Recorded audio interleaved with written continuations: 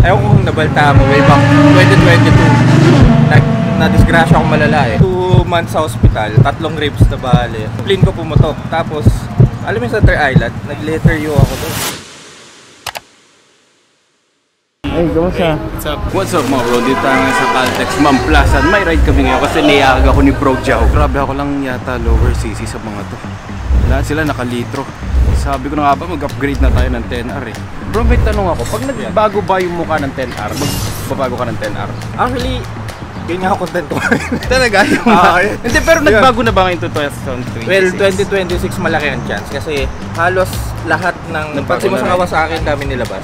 Oo, dami. KLE 500. Pag 10R kasi binago, paano yan? Gusto ko yung gantong look ng 10R eh. Oh. Kaso parang tapos na yung ano niya no, Rainiac, para papalitan na ng itsura no. Kasi every 4 years lagi Yun nga din eh. Pero kung magbabago man, kasi halos lahat ng tech nandyan eh. Sa bagay. Kung magbabago man sila, siguro itsura lang. Yun nga eh. Kasi bala ko mag 10R na. Kasi nag 10R ka eh, nag 6R ako, pinapanood kasi yung mga reviews ni Joe eh. Yung time na actually gusto ko 6R. Okay, sapat na yan para sa ano. Actually sapat nga, wala na akong plano na mag-upgrade until nasubukan ko yung 10R ng kapatid ko. Ganun yan eh. Hindi siya nag-overheat ng sobra sa traffic, tapos hindi siya nakakapagod. Relax lang. Relax. Tapos may cruise control pa so. Tama, lahat. May steering damper. Ito na. Baka mag 10R ako, syempre, si Joe nagsabi na mag 10R ako, mag 10R ako.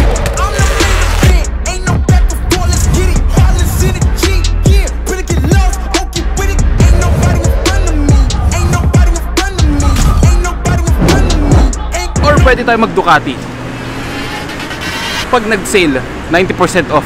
And ito kasama natin, nakakaintindi yata ng Tagalog. Do you understand Tagalog? Just konti. Yeah.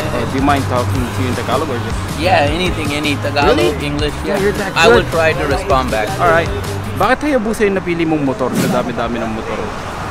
Why Hayabusa? Why did I choose There that? you're good, yeah. Yeah, no, because I don't know, man. Like that was always my dream bike. Like ever? Yeah. Not Ducati, a BMW? No. Really? When I thought of getting a motorcycle, it was Hayabusa. Really? Yeah. You don't get tired of it? No. It's like people say you will have back pain, but it's nothing like that. I've done La Union, I've done Bel Air, I've done Baguio. Mostly like every weekend I would go to La Union. Like if it is just coffee, I would go to Subic. Like It's how just- long does it take you to get there though? Do you get like speeding ticket every time you go there? Yeah, I already have 3. That's the only time they caught you though. So like most of the time you're doing your speed. Yeah. It is fun, but like you know, like one mistake could kill you, man. That's for sure. Like yeah, we're just spreading awareness though. Like we're not trying to Yeah, don't do that, guys. sugarcoat anything. It's not good to overspeed unless and until you know you really can do it. But I would still say stay under speed limit. It's Yep. not. Just wear your gears and be safe. Don't be a Komote rider. Exactly. Nice talking to you, man. Like Same what's your here, name? buddy. Done it. Danish. My name is JM. All right, gear up na Batangas. Here we go. You ain't by that fast life. On the dash with the cash light. You ain't by that fast life. Big dog status with the stash light. You ain't by that fast life. Just know 100 duffels in the bag price. You ain't by that fast life. 6 speed, young smashing on the gas. It's a fast life. It's a fast life. Keeping it moving, don't switch up my code. Life full of circles, we out the A4. It's a fast life. Look, yeah, I'm about to ride it till the wheels fall off. Yeah, I'm about to run the game, I ain't never dropping off. Let's talk about a bag, put a duffel on the dash. She don't really put a swag, happy foot up on the Dati lang sa Tagaytay, nagpapahangin lang si Jow ng 10R niya. Tapos punta na kami dun sa Slits, Batangas. Kung gano'ng kalayo pa yun dito. Pero good weather para sa akin kasi hindi mainit eh. Ang problema, baka umulan.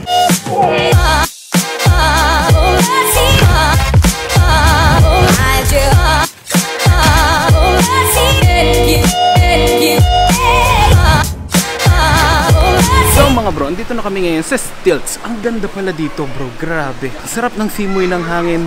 Parang gusto ko na maligo kagad. Yun yung feeling ko ah. Ang ganda talaga, as in. May ganito pala sa Batangas.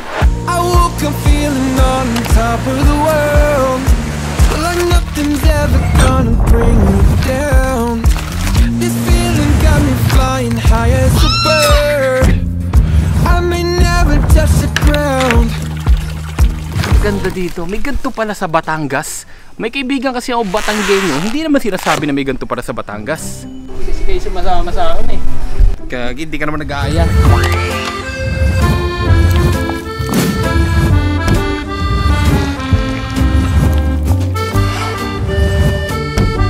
Kanina tonto ako sa Tagaytay kasi akala ko hamog yun eh.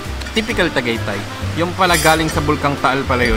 Sumabog pala yung Tagaytay kanina. Ay, sumabog yung Tagaytay. Sumabog pala yung Taal kanina. Tuwing nagre-read ako, sumasabog ang Taal. Guys, sobrang solid dito. Pati yung mga beach nila, white sand. Hindi ko lang alam kung white sand to. Medyo yellow siya. Pero syempre, ganun naman yata yung white sand, di ba? White sand yan. Pinagtatanggol mo kasi Batanggenyo ka. Parang hindi white sand dito sa Batangas. Ganun ba talaga kaganda dito sa Batangas? Actually, lagi pag outingan, Batangas is the place to go talaga. Kasi ang gaganda dito ng mga beach. Batangas number 1. Batangas number 1. I just wanna celebrate. I just wanna celebrate. 'Cause it's a good day, good life. Bro Joe, paano magte-10R na ako? Kunin mo na. Kunin ko na. Kahit wala pa. Kahit di pa na malabas, kunin mo na. Hindi, ba't hindi mo masasuggest yung 10R ngayon? Hindi, masasuggest ko pa rin. Pero kung Palabas gusto mo, na kasi. well, parang iPhone lang yun eh. Oo nga eh, sabagay. Parang ganun lang din eh. Kasi yung 10R ngayon, pwede rin. Oo nga. Kasi wala ka nang, yung mga meron sa R1 ngayon, actually mas lamang pa nga eh. Ang 10R? Ang 10R. Kasi ang R1 walang cruise control eh. Sabagay. Ang pure pang racetrack talaga R1 tsaka CarPlay. Gusto ko na talagang bumili. Pumipigilan talaga. Magre-release na kasi ng bago eh. Kung gagastos ka ng ganong kalaki, hintayin mo na. Hintayin ko na no. So guys, hintayin ko na lang. O kaya comment down below kung gusto nyo bumili tayo ng Stoy. Right, so gear up na kami. Pauwi. Yeah, get into it. Bitch, I'm the baddest. Yeah, get into it.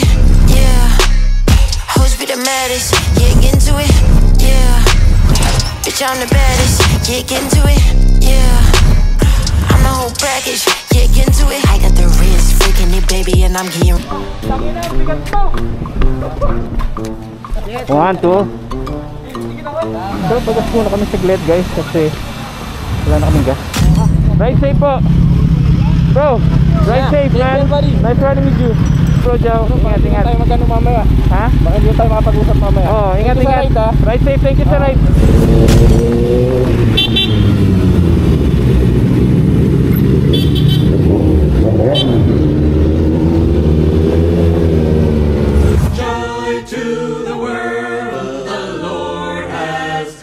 Okay, nakapag-decide na ako. Bibili tayo ng 10R, pero hintayin muna natin lumabas yung bagong model ng ZX-10R. This 2026. Tapos, dun tayo magde-decide kung ang bibilin ba natin ay yung 2023 model or yung bagong modelo na. Okay? Nakakapag-decide na ako. Pero dadaang birthday ko, malay nyo naman, di ba? Hindi natin alam. Pag ako, hindi ko alam, basta, baka makabili na tayo next year, paglabas ng bagong model. Pag hindi ko trip yung bagong face niya, pag hindi ko trip yung bagong model, edi yung model ngayon. Yun lang. Maraming salamat sa mga, teka lang, napanood nyo ba to?